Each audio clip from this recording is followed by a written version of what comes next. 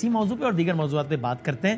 پاکستان کے سابق وزیر اعظم مسلم لیگ نون کے سینئر رہنما جناب شاہد خاقان عباسی صاحب ساتھ ہیں. شاہد صاحب السلام علیکم حضور. جی وعلیکم السلام، کیا حال ہے آپ کا؟ سر الحمدللہ، بہت شکریہ آپ نے وقت نکالا. پہلے تو ذرا اس پہ تبصرہ تو فرما دیں کہ اب تو خیر وہ پیپلز پارٹی بھی کہہ رہی ہے کہ بھائی ڈار صاحب کا نام ہی نہیں ڈسکس ہوا، پتہ نہیں کدھر سے آ گئی ہے خبر. آپ کے خیال میں ویسے بھی اب ان کا یا ایسے کسی بھی بندے کا جس کی وابستگی اتنی نون ہو، جس کا ٹلٹ اتنا آبویس ہو، اس کو ویسے بھی نہیں ہونا چاہیے نگراں وزیر اعظم آپ کی رائے میں؟ دیکھیے یہ کیا سرائی ایک دو دن سے جاری تھی. ڈار صاحب نے خود بھی کہہ دیا کہ مجھے بھی اس کا علم نہیں ہے.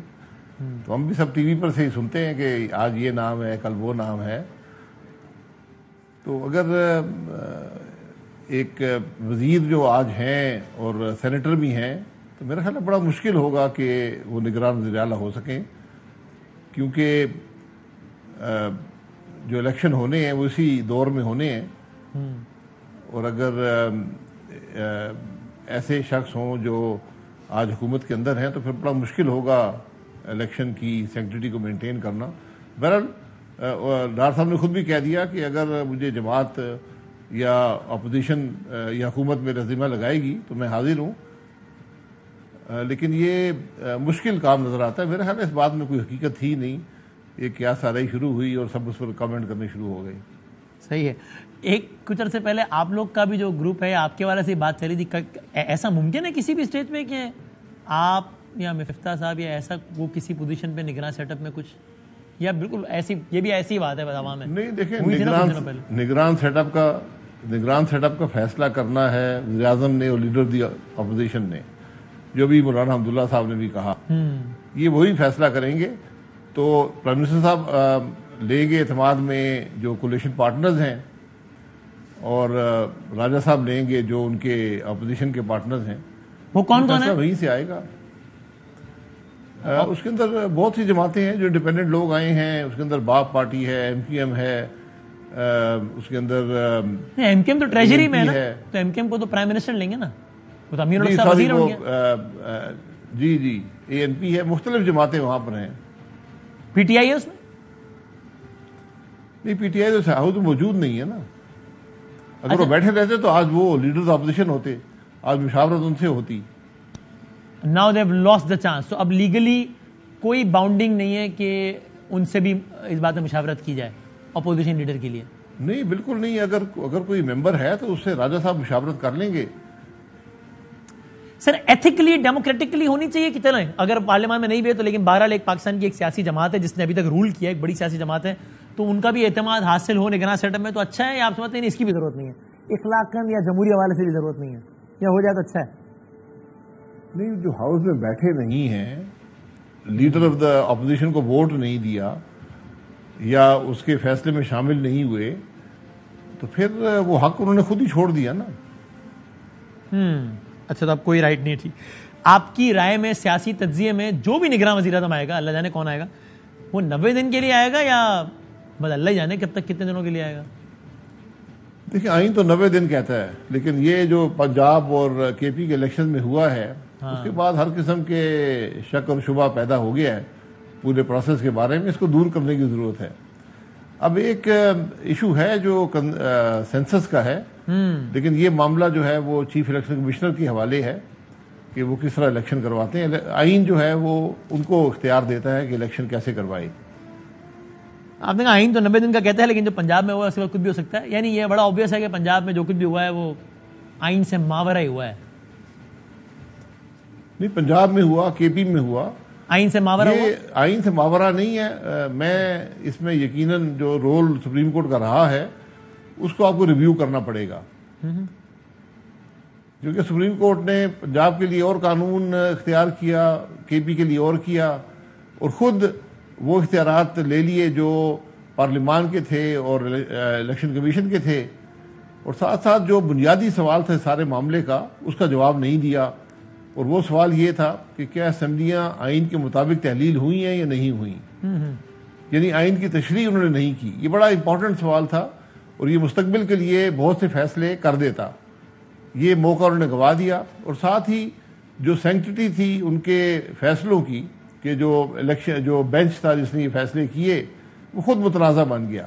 ایک بڑی عجیب سی تاریخ اس سارے معاملے کی ہے.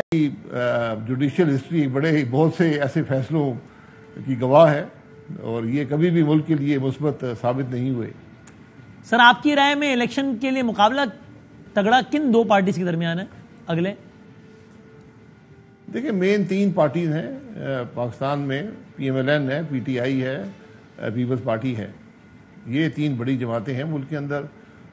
تو الیکشن انہی کے درمیان ہو اور میں نہیں سمجھتا کہ آج کوئی بھی جماعت جو ہے وہ اکثریت حاصل کرنے کی پوزیشن میں ہے.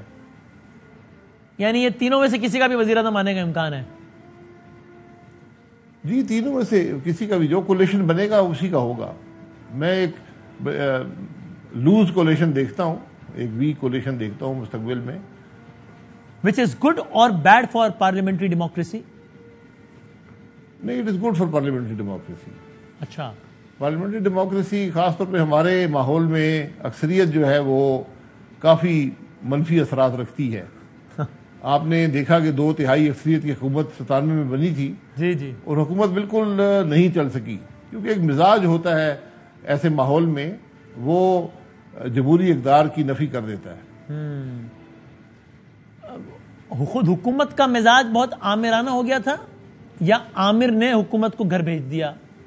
یعنی ذمہ دار کون ہے, عامر یا حکومت کا آمرانہ مزاج 97 میں جب 2/3 آئی؟ نہیں, دیکھیں نہ عامر کی بات ہے نہ آمرانہ مزاج کی بات ہے. یہ ایک ان نیچرل سی بات ہوتی ہے کہ ایک پارلیمانی نظام میں ایک جماعت 2/3 اکثریت لے لے, اس کے بعد وہ آئین کو بھی اپنی مرضی کے مطابق ترمیم کرنے کا اختیار رکھتی ہے. تو یہ ایسے معاملات ہیں جو ڈیموکریسی میں تو نمبر گیم ہی ہے نا. 100 میں سے میں وزیر اعظم کو 100 میں سے 99 لوگوں نے مجھے ووٹ دے دیا تو بس ٹھیک ہے, اور 100 میں سے ایک نے بھی نہیں دیا تو نہیں دیا. تو یہ ان نیچرل کیسے ہے؟ جی ان نیچرل اس لیے ہے کہ جب آپ میجورٹی کے قریب ہوں یا میجورٹی سے کم ہوں یا کولیشن گورنمنٹ ہو تو پھر مشاورت آپ پہ لازمی ہو جاتی ہے. جب آپ تو 2/3 اکثریت رکھتے ہیں تو پھر مزاج آمرانہ ہو جاتا ہے. اور وہ ہوا اور اس کا پھر نتیجہ بھی بھگتا گیا ماضی میں. جی وہ سارے معاملات ہوئے, حالانکہ اس میں بڑی مشکلات بھی آئیں. آپ نے دیکھا کہ اس وقت کے چیف جسٹس نے کیا کیا, پھر ملک کے صدر فاروق لغاری صاحب نے اس میں کیا رول ادا کیا, پھر آپ کی جو نیوکلیئر آپ نے ٹیسٹ کیے اس کے منفی اثرات, ہم پہ سینکشنز لگے, ہر قسم کے معاملات پیدا ہوئے, حالانکہ وہ ہماری ضرورت تھی. ہماری 2/3 والے کے ٹائم میں تو فاروق صاحب چلے گئے تھے نا, رفیق تارڑ صاحب جب 99 ہوا تو پھر تو رفیق تارڑ جی اس کے بعد وہ چلے گئے تھے, لیکن نیوکلیئر ٹیسٹ ہوئے اور اس کے پوری دنیا سے سینکشنز لگے, ہمارے اکانومی کو بڑا دھچکا لگا, آپ کو اکاؤنٹ فریز کرنے پڑے, وہ بڑے مشکل فیصلے تھے. اس کے بعد کارگل کا معاملہ ہوا تو ایک کرائسس سے دوسرے کرائسس تک معاملہ گیا اور بالآخر 12 اکتوبر کو آپ نے دیکھا کہ حکومت پر جنرل مشرف نے قبضہ کر لیا. ویسے چلیں اس بارے میں آخری سوال ہی ظاہر ہے موضوع نہیں ہے, بات سے بات نکل گئی, لیکن تو تاریخ کے اوراق بھی کبھی کبھی دیکھ لینا چاہیے. آپ سمجھتے ہیں جو چودھری نثار صاحب نے بھی کہا کہ یہ مطلب کہ وہ جب نثار صاحب نے کہا ہے نا کہ جب ہم نے دیکھا کہ میاں صاحب نے فیصلہ کر لیا ہے کہ ہٹانا ہے آرمی چیف کو, تو وی نیو کہ ناؤ اٹ از اوور. میں نے شہباز صاحب سے کہہ دیا, PM ہاؤس میں تھے ہم دونوں, میں نے کہا اب ہم نہیں بچتے, ہمیں گھر جانا پڑے گا. وہ ایک غلط فیصلہ ہو گیا آپ کے خیال میں اس وقت جس انداز سے ہٹایا آرمی چیف کو؟ ہٹانا تو پرائم منسٹر کا رائٹ ہے, جس انداز سے ہٹایا وہ ہوا میں پیچھے سے وہ سارا کچھ جو ہو گیا, ضیاء الدین صاحب کو بیچ پہنا دیے. دیکھیں میں بات کروں گا تو کیا سارائی ہوگی.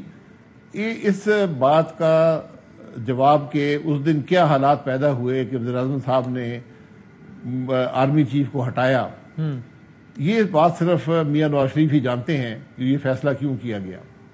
میں ان کے ساتھ جیل میں تھا, میں نے ان سے یہ کم از کم یہ سوال نہیں کیا. یہ میرا خیال ہے بات ان تک ہی چھوڑ دینی چاہیے کہ کس دن وہ اس بات سے راز اٹھائیں گے.